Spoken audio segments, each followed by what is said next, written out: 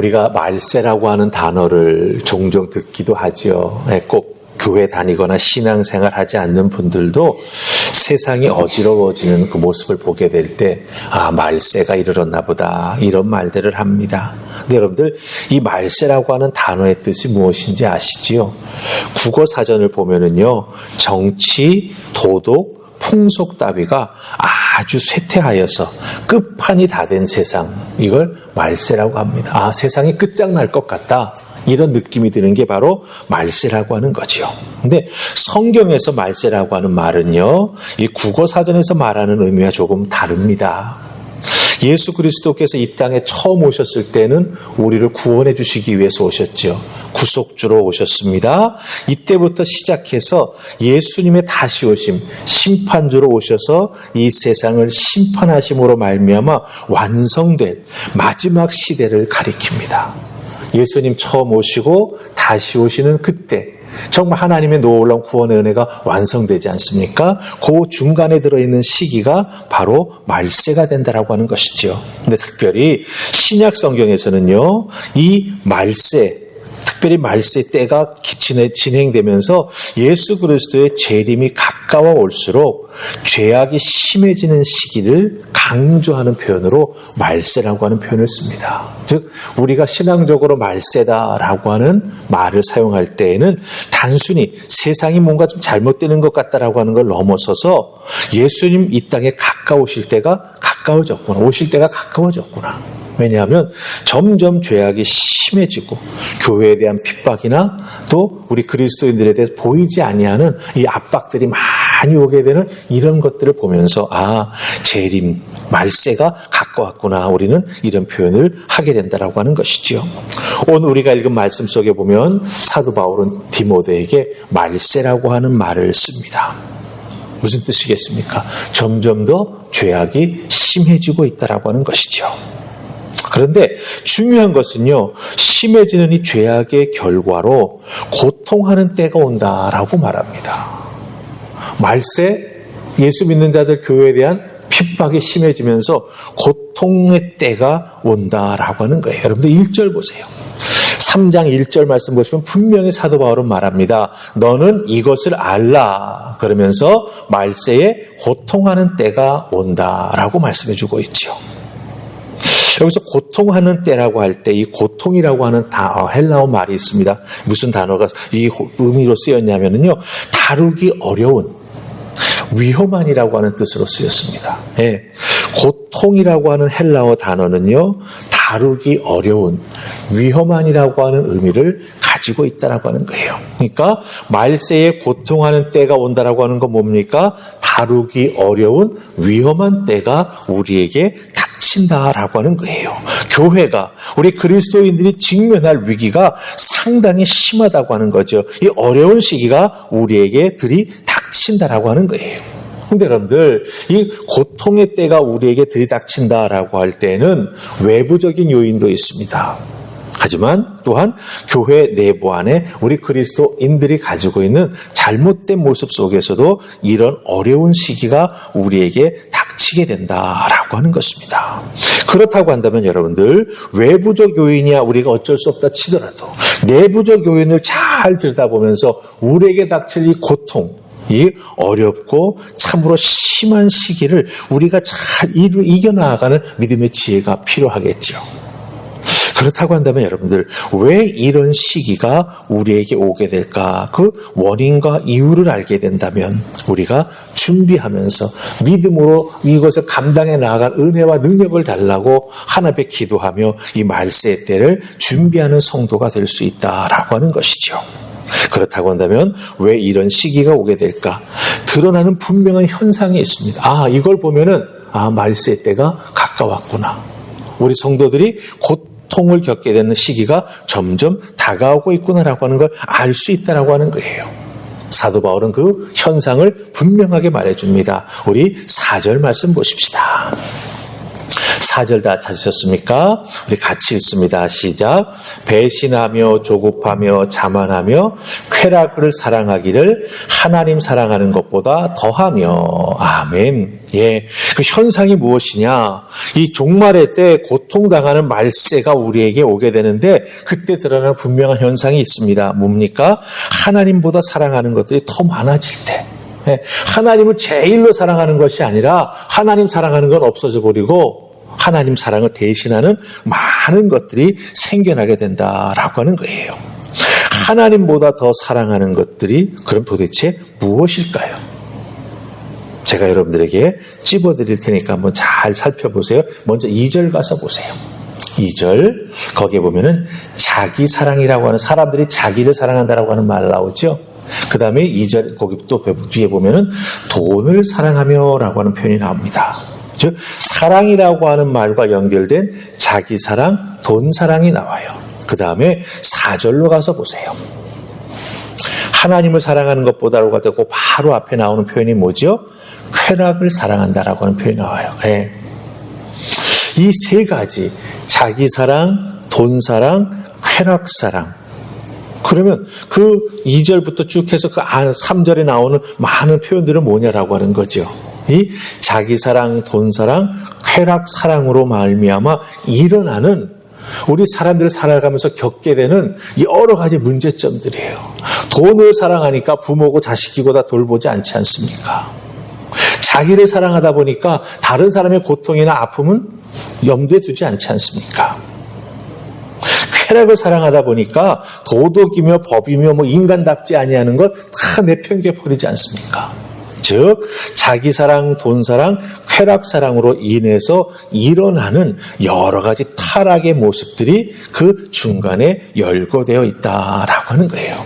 그러니까 여러분들 가장 중요한 이 정말 우리들의 시기에 있어서 고통하는 그런 일들이 나타나게 되는 현상이 무엇이냐? 하나님 사랑하는 것보다 더 사랑하는 것들이 막 많아지게 될 때, 오늘 말씀에서는 자기 사랑, 돈 사랑, 쾌락 사랑이라고 했습니다. 그런데 여러분들 이 자기 사랑, 돈 사랑, 쾌락 사랑은요, 우리 예수님이 말씀하신, 예수님께서 십계명을 딱 요약해 주시지 않습니까? 이웃사랑, 하나님 사랑, 먼저 하나님 사랑, 이웃사랑이죠. 그리고 나서 자기를 사랑하는 것입니다. 그런데 이 순서가 완전히 뒤바뀌었어요. 그럼 잘 보세요. 자기 사랑이 2절에 제일 먼저 나오죠. 그 다음에 돈 사랑, 쾌락 사랑이 나옵니다. 하나님 사랑, 이웃 사랑, 자기 사랑이 아니라 자기 사랑부터 하게 되고 자기 사랑하는데 필요한 돈과 그 이외의 것들을 먼저 찾게 된다라고 하는 것입니다. 여기서 발견하는 게 무엇이죠? 모든 것이 나 중심이에요. 모든 것이 자기 중심이에요. 내가 왕이에요. 내가 하나님 자리에 올라가 있는 거예요. 자기 중심에서 시작해서 결국 모든 사람들과의 관계를 그걸로 판단하니까 어떻게 되죠? 다 모든 각각의 사람들이 자기 중심적으로 판단하게 되니까 어떻게 돼요? 그 모든 것들이 부딪힐 수밖에 없죠. 그러니 망가지고 거기에서 서로 여러 가지 어렵고 힘든 일들을 겪게 된다라고 하는 것입니다. 근데 여러분들 생각해 보세요. 지금 사도 바울이 말하는 자기 사랑, 돈 사랑, 쾌락 사랑, 그걸로 인해서 일어나는 많은 문제들, 여러분들 요즘 우리가 TV 뉴스에서 보는 내용들 아닌가요? 돈 때문에 부모와 자식이 갈라서고, 그렇죠? 죽이기까지 하고, 친구들끼리 아니면 여러 가지 관계에서 일어나는 모든 문제가 결국은 이 자기 사랑, 돈 사랑, 쾌락 사랑, 하나님보다도 사랑하는 것들이 많아졌기 때문이죠. 결국 여러분들 잘 보세요. 말세의 위기는요, 멀리 있는 게 아니라고 하는 거예요. 멀리 있는 게 아닙니다. 사도 바울이 말세의 고통의 때가 이른다라고 말했는데 그 말세의 고통의 때는 바로 오늘 우리가 살고 있는 이 시대부터 시작하고 있다라고 하는 것이죠. 왜 그렇습니까? 하나님보다 자기, 바로 나를 더 사랑하는 모습이 우리에게 있기 때문이다라고 하는 것이죠. 우리 안에서도 이것이 나타나고 시작되고 있다라고 하는 거예요. 그러니 여러분들, 우리가 이런 상황 속에서 어떻게 신앙생활을 해야 되겠습니까? 어떻게 해야 하나님을 사랑하는 것을 먼저 우리가 할 수 있겠습니까? 자기 사랑, 돈 사랑, 쾌락 사랑이 아니라 하나님 사랑하는 성도의 모습을 우리가 어떻게 굳건히 지켜나갈 수 있겠습니까? 사도 바울은 5절에 있는 말씀을 통해서 우리에게 그것을 알려주고 있습니다. 자, 우리 5절 말씀 같이 읽습니다. 시작. 경건의 모양은 있으나 경건의 능력을 부인하니 이 같은 자들에게서 내가 돌아서라. 아멘. 자, 특별히 이 경건의 모양은 있으나 경건의 능력을 부인하니 이 부분은 우리가 거꾸로 하면 되는 거예요. 네. 경건의 능력을 소유하는 자가 되면 어떻게 됩니까? 하나님 사랑을 먼저 우리가 하게 된다라고 하는 거죠. 하나님 사랑하는 것보다 자기 사랑, 돈 사랑, 쾌락을 사랑하게 되면 드러나는 가장 위험스러운 모습이 무엇입니까?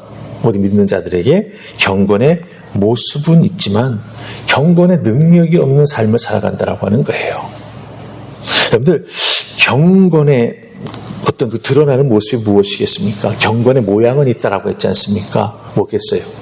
예배 참석하는 거, 예배 시간에 찬송가 따라 부르는 거, 다 헌금하니 나도 헌금하는 거. 헌금함 속에 내 손을 넣지 않으면 부끄러워질 것 같으니까, 다른 사람이 나를 볼 것 같으니까 기도도 합니다. 겉으로 보기에는 종교적인 모습은 있지만 성령의 강권하시는 나를 변화시키는, 나를 하나님의 자녀로 만들기 위해서 성령께서 우리 속에서 막 역사하시는 이런 은혜, 성령이 나를 만지시는 이런 강권하시는 부분은 자꾸 거부하는 거예요. 네. 그 은혜가 내에서 막 임한다라고 느낄 때 그 자리를 박차고 다른 곳으로 달아나 버리는 이런 모습이 우리에게 있다라고 하는 것이죠. 그렇기 때문에 결국 삶에서는 진정한 변화가 일어나지 못하고 어떻게 되는 거예요? 모양은 있지만 능력은 없어요. 네. 10년 전이나 지금이나 신앙생활에 있어서 깊어지거나 넓어지거나 높아지는 모습은 없고, 네. 그냥 비슷합니다. 네. 여러분들, 경건의 능력은 단순한 어떤 이 감정적인 부분이 아닙니다. 내가 은혜 받았다. 이게 아닙니다. 성령의 능력을 의미하는 게 바로 경건의 능력이에요. 내 힘으로가 아니라 하나님 말씀에 따라, 하나님의 은혜에 따라 내 자신의 과거의 습관의 모습을 끊어버리는 것, 그리고 새 사람이 되는 것, 이게 바로 경건의 능력이며, 또한 새 사람이 되었기에 하나님이 기뻐하시는 일들을 하나하나 잘 감당해 나아가는 그런 은혜와 능력을 또한 포함하게 된다라고 하는 것입니다. 이것을 우리가 잘 명심하고 우리들의 삶 속에서 경건의 능력, 이 성령의 능력이 살아 역사할 수 있도록 신앙생활에 나아가는 우리가 되어야 한다라고 하는 것입니다. 여러분들의 신앙은 껍데기 신앙입니까? 아니면 경건의 능력이 있는 신앙입니까? 하나님을 여러분들이 제일 깊이 많이 사랑한다면 여러분들에게는 분명 이 경건의 능력이 있는 줄 믿습니다. 복음의 은혜 안에서 성령님과 함께 동행하면서 날마다 넓어지고 깊어지고 높아지는 신앙생활을 통해서 하나님께 영광 돌리고 특별히 하나님을 사랑하는 여러분들 다 되시기를 주님의 이름으로 축복합니다. 아멘. 우리 기도하십시다. 좋으신 하나님 은혜 감사합니다. 오늘 주신 말씀 속에서 사도 바울이 이 말세를 맞이하면서 우리 믿음의 사람들이 어떻게 신앙생활해야 되는지, 무엇은 따라가야 되고 무엇은 버려야 할지 분명하게 보여주고 있습니다. 하나님, 우리들에게 오늘 주신 말씀을 통해서 내 믿음과 삶을 돌아보게 하시고 경건의 능력을 소유한 자들이 될 수 있도록 주여 도우시며, 특별히 하나님을 깊이 사랑하며 하나님을 가장 중요하게 여기며 살아나가는 우리 모두가 되게 하여 주시옵소서. 오늘 나의 삶 속에서도 말씀을 통해서 주시는 은혜, 또한 기도를 통해서 우리 함께 하신 성령님의 은총을 통하여 믿음으로 승리하며 하나님께 영광 돌리는 우리 모두가 될 것을 믿사옵고 예수님 이름으로 기도하옵나이다. 아멘.